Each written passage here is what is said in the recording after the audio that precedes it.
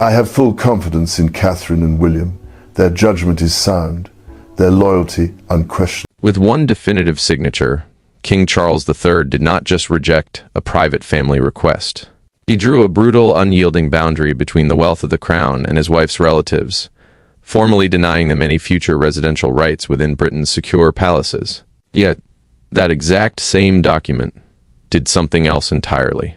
In the very next clause, it threw open those exact same historic properties to Prince William's children, securing their future at the absolute expense of her own. Camilla read the decision in total silence, the reality of her fragile position hitting her all at once. Prince William, on the other hand, understood the massive constitutional significance the second he received his copy. The future of the monarchy had just been decisively chosen, and the modern palace lines were officially set in stone. Welcome to Prime Royal Central, your ultimate destination for deep, unfiltered, analytical breakdowns, where we pull back the heavy velvet curtains of the palace to read between the lines, ignoring the sanitized press releases to bring you the real subterranean power struggles. If you want to stay ahead of the curve on how the royal deck is truly being reshuffled, make sure to like this video and hit that subscribe button right now to join our community. So, let us look at the pieces on the chessboard. To truly understand why this specific document sent shockwaves through the royal household, you have to look at the sheer weight of what a formal household order actually represents. This is not a personal letter or a casual expression of a grandfather's affection. A household order is a binding, bureaucratic instruction that dictates exactly how the royal establishment manages its multi-million-dollar property portfolio. By explicitly writing Tom Parker Bowles, Laura Lopes, and their children out of the system, Charles made sure that this was not a temporary family disagreement that would fade with time. These are not the king's private homes to give away out of marital love. They are state-managed assets held in trust for duty, maximum security, and direct sovereign succession. This ruling is built to endure, ensuring that even after Charles is gone, Camilla's family will hold absolutely zero entitlement to occupy crown-controlled residences. The king watched his wife's expression shift as the gravity of the text sank in, yet he offered no immediate words of comfort. He understood exactly what she had been trying to achieve over the past several months. She didn't want grandeur or unearned titles for her children. She simply wanted the absolute certainty that the people closest to her would remain protected and anchored when the inevitable shift in royal loyalty takes place. Still, the king also knew that granting permanent access to non-working relatives would turn a personal act of kindness into an inherited claim on the state, weakening the perimeter of the crown itself. His stony silence wounded her deeply, but it carried a message that could not be ignored. The institutional boundaries of the crown will always come before the personal hopes of the queen consort. Okay, stay with me, because the document did not just stop at a cold refusal. It explicitly pivoted to name Prince George, Princess Charlotte, and Prince Louis as the young royals for whom future secure residential arrangements would be actively created. Prince William actually received his copy of this order before Camilla's family had even been notified by the household, and the prince immediately grasped the immense scale of what had just been decided. Attached to the main ruling was a sealed memorandum, an official, written directive ordering palace property officers to immediately begin reviewing secure, high-protection residences for William's children as they grow older and move toward their own public roles. Nothing had been physically handed over to the young princes and princess just yet, but the structural path had been permanently cleared for them. Camilla turned back to the final paragraph of the order, her eyes catching the highly specific, rigid language designed to prevent any later reversal of this policy. Charles had not merely said no to her family, he had actively anticipated her resistance, closed every potential legal loophole, and insulated the decision from any future emotional pressure she might try to apply. She slowly lowered the folder onto her desk, realizing with a chill that the administrative battle had been entirely fought, won, and signed, before she had even been given the chance to speak a single word in defense of her children. But before anyone could openly challenge this sweeping decree, everyone involved had to confront what these historic royal estates actually represent, and why losing access to them felt like losing far more than just brick walls and iron keys. Behind the dense legal language of this household order stood two entirely different families with completely contrasting relationships to the British crown. When Camilla looked at Tom and Laura, she saw children she had fiercely protected through decades of intense public scrutiny, cruel media headlines, and the complex fallout of her path to the throne. To her, a secure royal cottage was a shield, a way to keep her private family safe from the relentless glare that now surrounds her elevated status. When William looked at his own children, he saw something entirely different. He saw direct heirs to the throne whose lives would never fully belong to themselves. Individuals who would require heavily fortified spaces, private offices, and controlled zones where royal duty could exist without entirely destroying the sanity of a normal family life. Charles stood directly between these two conflicting realities, carrying the heavy guilt of a husband who wanted to please his wife, the unyielding duty of a reigning sovereign, and the acute knowledge that any kindness extended to Camilla's side of the family would be instantly viewed by the public as an inheritance stolen from the legitimate line of succession. The tension broke when Camilla called her daughter, Laura, before the palace household could issue any formal explanation to the staff. The queen consort chose every single word with extreme caution, attempting to soften the blow, spinning the text until the decision almost sounded like a temporary logistical pause rather than a permanent ban. But her daughter detected the heavy emotional strain in her mother's voice immediately. Tom Parker Bowles and Laura Lopes have never been working royals, meaning they hold absolutely no official duties, no public patronages, and no taxpayer-supported positions within the modern framework of the monarchy. Yet their mother genuinely believed that keeping a foothold inside a secure royal residence would protect them from the chaotic fallout of her own rising status. Laura openly asked her mother whether Charles had decided that her children were simply no longer welcome on royal grounds. The queen consort paused for a long, heavy moment before replying that the matter was far more complicated than a simple family invitation. But that brief, hesitant silence gave her daughter the real, devastating answer. The palace gates were closing. William, meanwhile, was carrying an entirely different type of burden down at Windsor. George, Charlotte, and Louis were not just beloved grandchildren moving happily between country estates.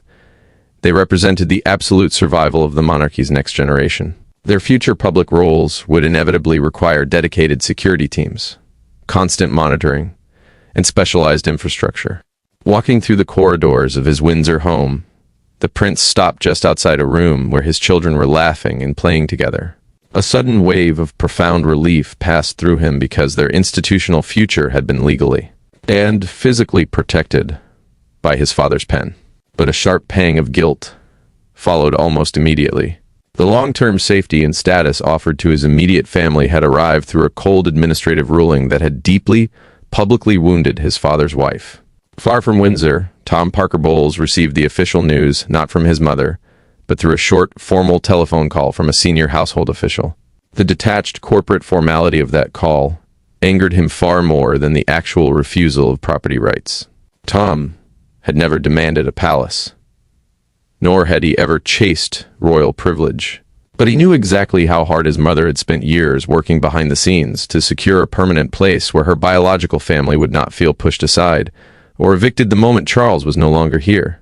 The king had cut them out without even speaking to Tom directly, and that calculated distance made the rejection feel incredibly deliberate, a public reminder of their status as perpetual outsiders. It did not take long for William to discover something even more troubling about the true nature of the Queen's request. This had never been about a brief weekend stay or an occasional family gathering during the holidays. Camilla's private proposal had actively sought a recognized residential entitlement, a formally accepted, legally binding right to use crown property that would have remained fully available to her children and grandchildren even after Charles's reign inevitably comes to an end. The future king understood precisely why his father had to step in and crush that proposal. But one burning question simply would not leave William's mind. Who on earth had convinced the queen consort that such a lasting, permanent claim on crown property could ever be approved by the palace establishment? The answer to that question lay buried inside an earlier gathering at Windsor Castle, where a single, carefully worded request transformed a quiet family dinner into a direct conflict that Charles could no longer afford to postpone. This entire property war did not actually begin with a legal briefing or a routine property review by palace administrators. It started months earlier during an intimate private dinner, when Camilla unexpectedly raised the issue of her family's long-term future, right in front of both Charles and William. The conversation had started out calm, almost warm, until one highly specific, secure residence on the Windsor estate was explicitly named by the Queen. The moment the words left her mouth, a wine glass was set down heavily on the table. William stopped speaking entirely, the warmth instantly draining from the room. Charles looked toward his son's rigid posture and understood immediately that a seemingly innocent family request had just crossed into the highly dangerous, hyper-protected territory of royal succession. The Queen Consort had been carrying the fear of her family's displacement quietly for months. She knew that occasional visits and short stays had been easily accepted while her husband occupied the throne, but she was acutely aware that those cozy arrangements rested entirely on personal goodwill rather than permanent legal authority. A new reign, under King William, could erase those privileges overnight. Once the prince becomes sovereign, every single royal residence will be thoroughly reviewed according to strict security protocols, constitutional duty, and financial need, leaving her children with absolutely no guarantee that the doors once open to them would stay open. The turning point of that entire struggle took place inside Windsor Castle's historic Oak Room during that very dinner. The Oak Room is a highly secluded, intimate royal dining space used strictly for private family interactions away from the prying eyes of courtiers and state business, which is exactly why Camilla felt safe making her move there, trying to keep the request personal rather than political. She gently asked the king to consider allowing Laura's family continuing long-term access to a specific cottage on the Windsor estate. She smoothly framed it as a modest safeguard, a simple security necessity rather than a grand royal reward, insisting that her daughter desperately needed privacy from the intense public attention now surrounding their family. But the future king was not buying the casual framing. Choosing his words with immense precision, William spoke up, stating clearly that crown residences, homes strictly controlled by the sovereign for official state service rather than private inheritance, could never become hereditary benefits for relatives existing entirely outside the working royal line. In his firm tone, Camilla heard absolute condemnation. In her request, William saw a dangerous, messy precedent that would survive directly into his own future reign, eventually forcing him to publicly strip away a privilege that his father had weak-willedly granted. The monarch sat silently at first, watching the tension crackle between his wife and his heir. Then, placing his own glass deliberately on the table, Charles declared that he would order a full, comprehensive review of the entire residential principle, targeting not just the single cottage, but every property on the estate. Those few words changed everything. A request concerning one small home had instantly ballooned into a massive, sweeping examination of every single future residential claim surrounding the entire blended royal family. During that highly confidential administrative review, palace officials uncovered something that deeply alarmed the king. Hidden within the paperwork, they found draft language that had been quietly prepared by one of Camilla's private personal advisors. The proposed wording was shocking. It would have formally recognized her family's right of access for decades to come, systematically turning a temporary act of paternal compassion into a lasting, legally enforceable expectation. The sovereign read the document twice through, deeply disturbed that a private family kindness was being covertly shaped into something dangerously close to an inherited entitlement for non-working civilians. He immediately ordered a strict, side-by-side confidential comparison between her property request and the projected future security and residential needs of Prince George, Princess Charlotte, and Prince Louis. That decisive command ensured that the matter could no longer be settled gently behind closed doors. When that final property comparison report was placed on the king's desk, Charles knew he had to act decisively. He summoned Camilla entirely alone to his private office, and the restrained disagreement that had started months earlier in the Oak Room instantly erupted into the most painful, emotionally draining confrontation of their entire marriage. There were no private secretaries in the room, no polished diplomats, and no courtiers waiting to soften or reinterpret the brutal words that were exchanged. Charles stood rigidly beside his desk with the completed household order resting directly before him. Camilla walked into the room still believing there was room left to negotiate, room to find a compromise for her children. But within minutes, the intense discussion stripped away all titles, all royal ceremony, and all practiced public restraint. She spoke rawly, as a mother begging for the physical protection of her children. He answered coldly, as a sovereign defending the long-term integrity of the future crown. Neither could retreat. a single inch without completely betraying someone they loved, and the red folder remained unopened between them, like a physical wall. The king had intentionally invited his wife into his private sitting room at Clarence House before adding his final signature to the document. Yet the rigid legal language had already been fully drafted, vetted, and approved by the palace legal teams. He explained to her with forced calm that the extensive household examination had found absolutely no defensible, constitutional way to grant continuing crown residence rights to her relatives. He pointed out that granting formal permission to occupy properties controlled for state duty to one non-working branch of the family would inevitably create identical, messy demands from other extended relatives down the line.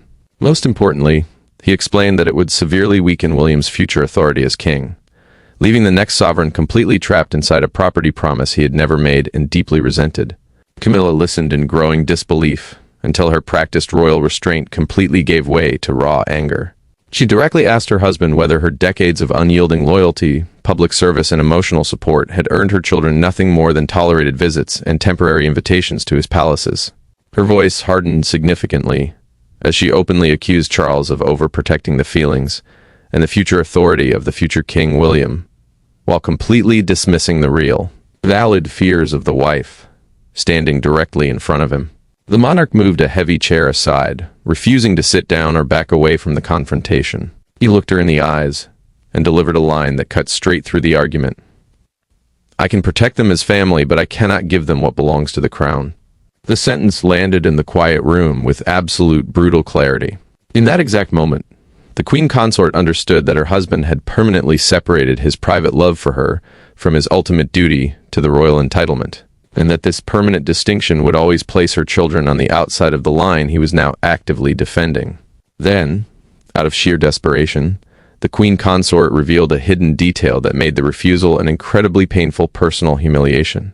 She admitted that during a recent private telephone conversation, she had explicitly reassured her daughter Laura that some form of permanent, secure accommodation on royal grounds would be arranged for her. Her daughter had believed her, completely trusting her mother's influence over the king. Charles lowered his gaze, a heavy wave of sadness hitting him as he realized his constitutional decision was going to force his wife to awkwardly withdraw a solemn pledge she had made as a mother, destroying her credibility within her own family. But the deepest, most agonizing wound was delivered next. The sovereign calmly informed her that the final household order would explicitly name George, Charlotte, and Louis directly as the sole family members whose future residential needs deserved formal, systemic protection. In that specific clause, Camilla heard far more than routine succession planning. She heard a direct, painful comparison between the future security of her own children and that of Princess Diana's grandchildren, instantly reopening an ancient, deeply buried emotional wound that neither she nor Charles had dared to name in decades. The shadow of the past had just collided violently with the layout of the future, leaving the queen consort to realize that no matter how high she rose, the permanent boundaries of the crown would always belong to the bloodline. Thank you for watching this deep dive on Prime Royal Central. Queen Camilla turned slowly toward the heavy wooden door of the private sitting room, her hand resting on the brass handle, before stopping completely. She turned back to the king, her voice dropping to a low, warning tone as she delivered a chilling prophecy. She warned her husband that while Prince William might very well receive these coveted crown properties for his own children, he would also inevitably inherit the deep, toxic resentment created by the brutal way they were taken. Yet, the deeper truth permeating the silent corridors of the palace was that William had not actually written this sweeping household order. The king's ultimate decision had been shaped by massive, historic institutional forces, extending far, far beyond one difficult, tearful conversation with his wife. So, let us look at the pieces on the chessboard. The palace PR machinery immediately went into overdrive, desperately trying to present this dramatic ruling to the public as the king's own personal, independent decision. But the raw power operating behind that penstroke came from decades of rigid succession planning, complex property law, high-level security calculations, and a profound, historic palace fear that private favors granted today could easily morph into permanent royal burdens tomorrow. Still, those cold, calculating institutional arguments meant absolutely nothing to Charles the moment he had to confront the devastating human cost of his choice. Left entirely alone in his study with the unsigned page resting beneath the glow of his desk lamp, the king was no longer studying a colorful map of the Windsor estate. He was actively deciding which faction of his blended family would feel completely safe and protected, and which faction would remember this day forever, as the exact moment they were publicly and permanently refused. Okay, stay with me. Because the king's eyes drifted to a small, handwritten note that Camilla had left resting quietly beside the red folder before she walked out. She had written down a raw, visceral fear that she had rarely ever dared to admit aloud throughout her entire public life. The terrifying realization that her children, Tom and Laura, would one day be treated as embarrassing, inconvenient remnants of Charles's private past the absolute second that Prince William ascends the throne. The monarch folded the small piece of paper slowly, his hands heavy, choosing to keep it rather than discarding it into the wastebasket. He understood precisely why that maternal fear existed. Crown-controlled residences are not ordinary family possessions passed down through simple affection. They are highly specialized homes assigned by the sovereign strictly for duty, maximum security, and constitutional necessity. Any lasting legal right granted to Camilla's children now would completely bind the perimeter of the next reign, effectively forcing the future king to either defend a legacy compromise or publicly revoke a promise he had absolutely no hand in making. Now, look at how the official household review had already reached a stark, completely uncompromising conclusion. Prince George, Princess Charlotte, and Prince Louis would eventually, inevitably require entirely separate, heavily secured bases of operation as their public roles systematically expand. Prince William's future accession to the throne would instantly transform them from protected royal children into senior frontline working figures carrying a massive load of public engagements, vastly larger offices, and immensely heavier security demands. Their future homes would not simply offer them everyday comfort. They were being strategically designed to provide highly controlled, secure spaces where private family life and public state service could exist side by side without violently colliding. Protecting that grand, constitutional future meant ruthlessly refusing any side arrangements that might ever compete with it. Sir Clive Alderton, the king's senior private secretary and the principal advisor responsible for coordinating the sovereign's official household, stood quietly in the room, watching the monarch hesitate over the final signature. Sir Clive had personally guided every single step of the property review and understood the flawless legal architecture behind every single sentence in the folder. Yet, looking at the aging king, he also saw the deeply conflicted man behind the historic decision. Charles openly admitted to his secretary that the correct institutional choice can still feel incredibly cruel when the person most deeply wounded by it is waiting just down the hall. Sir Clive answered with immense caution, gently reminding the sovereign that any further delay would only deepen the family's false expectations, making the ultimate resolution infinitely more painful. The monarch looked one final time at his wife's desperate note, then turned his full attention back to the binding order. The highly confidential property assessment laid out 3 distinct, highly secure paths for the next generation. A dedicated, secure Windsor residence earmarked for Prince George, a smaller, independent royal home set aside for Princess Charlotte, and a later, highly protected residential arrangement mapped out for Prince Louis. Nothing was being immediately handed over to the young royals on that specific day, but the official route had been formally, systematically opened. More importantly, the document contained a strict, heavily vetted non-transfer clause, a highly specific rule designed explicitly to prevent future spouses, step-relatives, or extended family members from ever treating this residential access as inherited private property.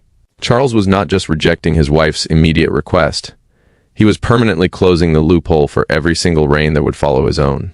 The king finally pressed his pen to the paper and signed his name.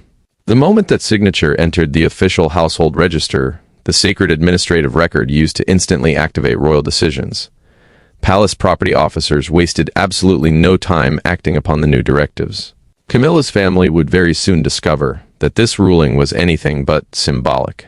Long-standing family arrangements were about to instantly shift, expected weekend invitations were going to quietly vanish, and one specific, familiar Windsor door was set to close first. The very first consequence arrived completely unannounced through an abruptly cancelled Windsor arrangement that forced Camilla's daughter Laura to confront how completely the royal boundary had changed. Royal decisions of this magnitude rarely reveal their true devastating force at the exact moment the ink dries on the page. Their true weight appears weeks later. When a familiar entrance is suddenly denied, an invitation is subtly altered, or a room that was once completely available is suddenly reassigned to someone else. For Camilla's immediate family, that harsh new reality arrived via a remarkably short clinical phone call concerning a planned weekend stay at Windsor Castle. Laura listened to the official on the other end of the line without interrupting a single time. Then, she slowly placed the telephone down, looked directly toward her mother, and understood immediately that the king's new order was already actively reshaping their entire existence within the royal circle. Laura had fully expected her family to use a private guest cottage during an upcoming major Windsor gathering, following a quiet, comfortable arrangement that had previously been handled seamlessly through her mother's personal household staff. Those stays had never been legally permanent, but they had consistently created a deep, quiet sense of true family belonging. Now, cold property officials were explaining with detached politeness that extended family accommodation must always be strictly temporary, tied directly to one specific official event, and approved on a case-by-case basis without ever creating any expectation of future access. The officials explicitly stated that the cottage would remain reserved strictly for core family requirements, a corporate palace term referring exclusively to the direct royal bloodline and those carrying active official duties for the state. The words spoken over the phone sounded entirely administrative, but their practical effect was deeply, painfully personal. Camilla sat completely silent beside her daughter as the call came to an end. Laura did not raise her voice, nor did she immediately accuse the palace of cruelty. She simply looked at her mother and asked a frustrating question. Why had she been allowed to believe that this entire matter would be settled in their favor? The queen consort tried desperately to explain that Charles had absolutely no desire to punish them, but the defense sounded remarkably weak and hollow even to her own ears. She had proudly promised her children permanent protection and had instead delivered total public uncertainty.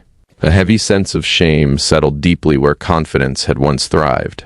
Now, watch how the tension escalates when Tom Parker Bowles learns the details of the cancelled arrangement through a recorded family telephone conversation, which was later preserved in a highly private account of the crisis. Tom reacted with absolutely zero restraint compared to his sister. He told Camilla in no uncertain terms that the king had deliberately drawn a hard, icy border directly around his real royal family, leaving everyone else standing completely outside in the cold. The queen consort tried fiercely to defend her husband at first, repeating the palace line that the decision concerned institutional duty rather than a lack of personal affection. Then, she stopped speaking mid-sentence. A terrifying part of her deeply feared that her son had just spoken the exact, unvarnished truth she had been running from for months. It did not take long for Prince William to discover that the names of his 3 young children were actively being used by palace staff to justify the abruptly cancelled family arrangements. The prince was instantly furious. He immediately ordered his senior staff absolutely not to celebrate the ruling, not to brief their favorite press contacts, and under no circumstances to discuss the decision as a victory for the Wales household. William knew with absolute certainty that George, Charlotte, and Louis could easily become immediate targets for deep family resentment over an intense, bitter conflict they had never chosen to be part of.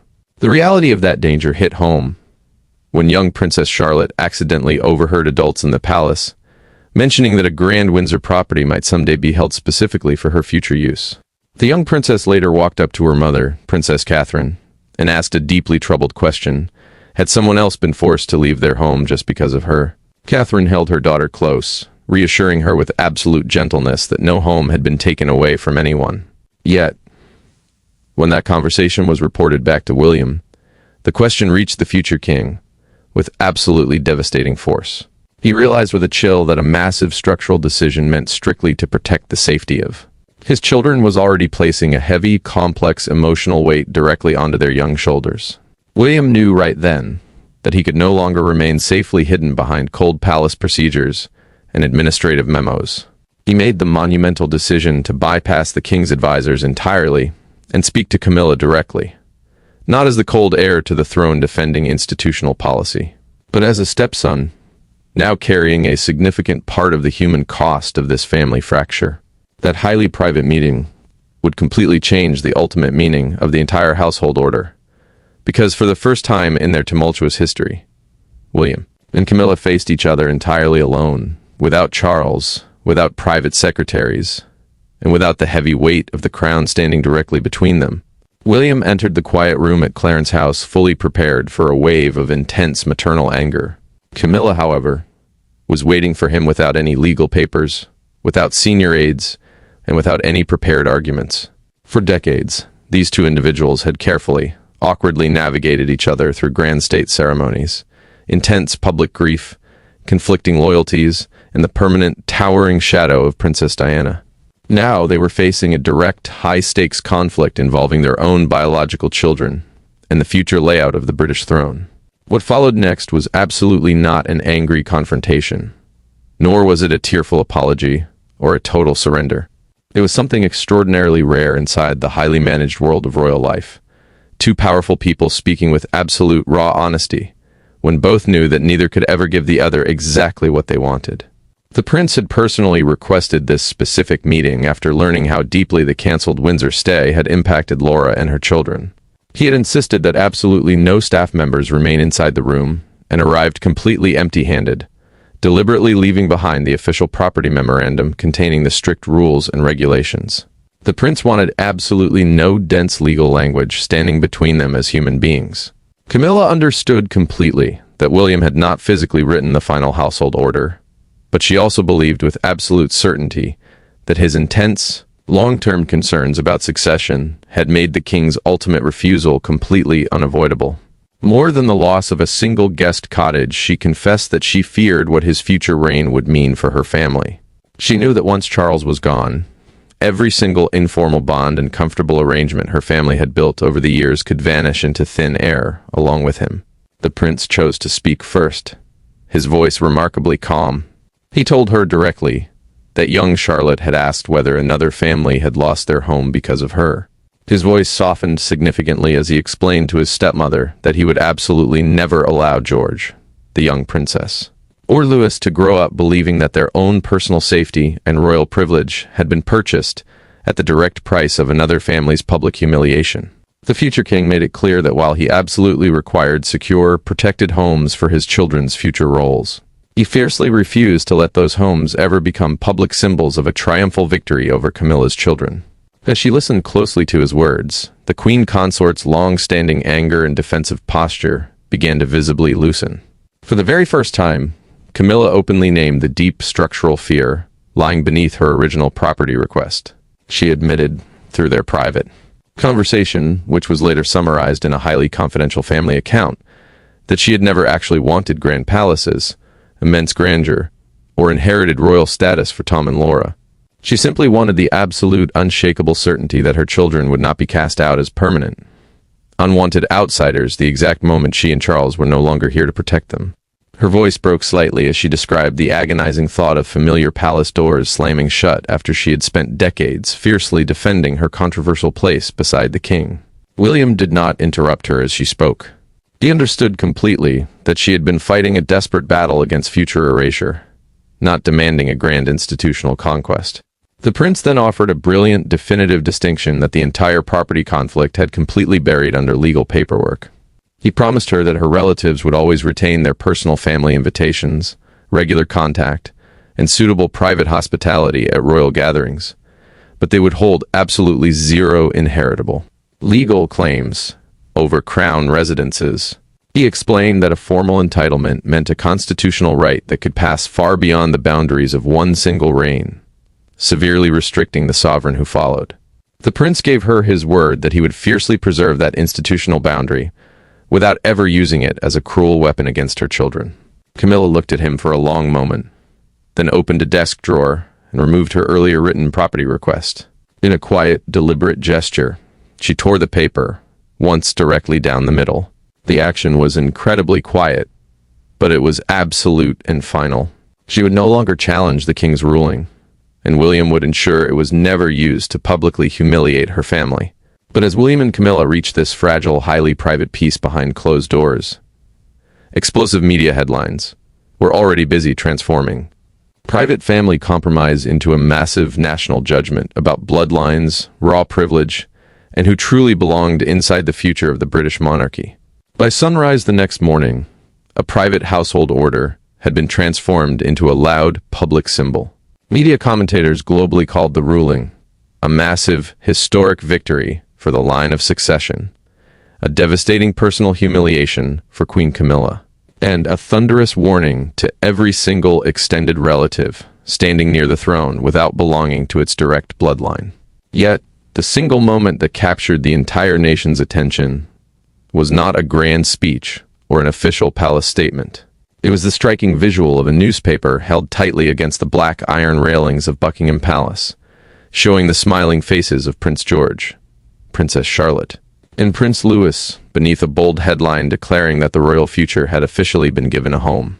Camilla watched the intense morning television coverage entirely alone in her sitting room, until Charles quietly entered.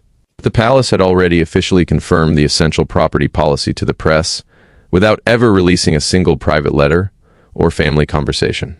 The public now knew that her relatives would receive absolutely no continuing residential entitlement, while all future secure accommodation would strictly prioritize William's children and those carrying out active duties for the crown. One prominent broadcaster described Tom and Laura as existing entirely outside the constitutional line, separating the king's blended private family from the official family expected to carry the weight of the monarchy into the next generation. The queen consort reached for the remote and lowered the volume before the sentence could even finish. Her husband sat down quietly beside her, but he did not challenge the harsh wording of the broadcast. His heavy silence was a tacit admission that while the phrase was incredibly harsh, the constitutional boundary behind it was absolute and real. William, meanwhile, responded with intense frustration when his staff showed him the morning front pages. George, Charlotte, and Louis had suddenly become front-page symbols in a complex adult power struggle they had absolutely no understanding of. The prince issued a stern warning to his entire household staff that no future residence should ever be discussed in front of the children as a reward, a prize, or a victory over anyone else. He insisted that their possible future homes existed strictly because public duty would eventually demand highly secure bases of operation, not because another faction of the family had been defeated. He wanted that vital difference fiercely protected, especially after Charlotte's troubled questions. Outside the gates of Buckingham Palace, one profound moment perfectly captured the entire national argument. A woman pressed a special edition newspaper firmly against the stone railings right beneath the large photographs of the three young royals. The massive headline shouted, "Charles closes one door, he opens three." Crowds of tourists and locals stopped in their tracks to read the page. Some loudly praised the king for firmly defending the purity of the succession, while others saw it as Camilla's family being publicly pushed aside. That single newspaper page had instantly turned a complicated household ruling into a brutal national choice between bloodline and belonging. That evening, the trajectory of the story shifted dramatically once again. A major television broadcast revealed through a highly authoritative documented palace briefing that Queen Camilla had formally withdrawn her objection to the property order after a highly successful private meeting with Prince William. The sudden announcement instantly ended all media talk of an immediate explosive war between Clarence House and the Wales household. What remained behind the scenes was something far more painful, far more quiet, and infinitely more human.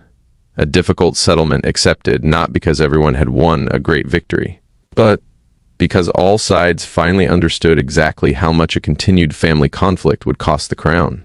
Charles knew with absolute certainty that the legal law of the land had been firmly settled, yet he was acutely aware that the family memory remained deeply unsettled. He made the decision to call his wife and his son together one final time. Away from the blinding flashbulbs and the screaming headlines, the three individuals whose lives had been most deeply changed by this property decision met behind closed doors. At Windsor Castle, completely ready to replace months of lingering resentment with a final, binding understanding about family, duty, and the ultimate preservation of the crown. This final meeting contained absolutely no anger or confrontation. The king had already made his definitive ruling. Camilla had formally withdrawn her challenge, and William had given his word that institutional duty would never be used as an excuse for personal coldness. What remained before them was the infinitely harder task of accepting what this brutal decision had revealed about each of them as individuals. Charles had decisively chosen the future preservation of the monarchy over his own domestic peace. Camilla had accepted a constitutional boundary she had spent years fearing, and William had inherited the heavy, isolating responsibility of safeguarding the throne long before he would ever actually inherit the crown itself. The doors were officially settled, but so were the family wounds. Gathered privately in the morning light at Windsor, the king confirmed to his wife and son that the residence order would stand entirely unchanged. Absolutely no member of Camilla's biological family would ever receive permanent or inheritable rights to crown-controlled accommodation. The pathway opened for George, Charlotte, and Louis would also remain firmly in place, but with one massive newly added stipulation: their future homes would be assigned strictly according to age, security protocols, public duty, and genuine need. Absolutely nothing would ever be handed to them simply because they were the grandchildren of the king. Then, the monarch did something completely unexpected. Charles openly admitted to the room a failure he had avoided confronting for far too long. He confessed that he had inadvertently allowed Camilla's hopes for her children to grow simply because he had delayed giving her a clear, definitive answer months ago. His long hesitation had accidentally made a temporary act of kindness look like a permanent constitutional promise, and that administrative failure had deeply amplified the personal pain when the absolute refusal finally came. He looked at his wife and stated that he deeply regretted the messy way the decision had unfolded, but he could never regret the protective principle lying behind it. The monarch understood completely that feeling profound remorse over the painful process did not require him to surrender a long-term judgment he still believed was fundamentally right for the crown. Camilla turned directly to William and told him in a clear, steady voice that she would absolutely never ask for this property ruling to be reversed or renegotiated when he eventually becomes sovereign. Her powerful words instantly ended the palace's lingering fear that this intense property dispute might somehow survive into the next reign. The prince answered her with immense respect, promising that Tom and Laura would always be warmly welcomed at major events as cherished family guests, and would never be treated as inconvenient, awkward outsiders whose connection to the palace vanished the moment Charles was no longer here. She heard in that solemn promise the enduring dignity she had been so terrified of losing, while William understood completely that institutional firmness without true human empathy would only create another dangerous kind of family injustice. The future king then made one final, monumental distinction that permanently settled the entire crisis. He decreed that any crown residences eventually assigned to George, Charlotte, or Louis would belong strictly to state service, never to private personal ownership. They would be legally permitted to use those homes exclusively, while their active royal roles required them to do so, systematically ensuring that the exact same strict rule applying to Camilla's relatives would govern the direct heirs to the throne.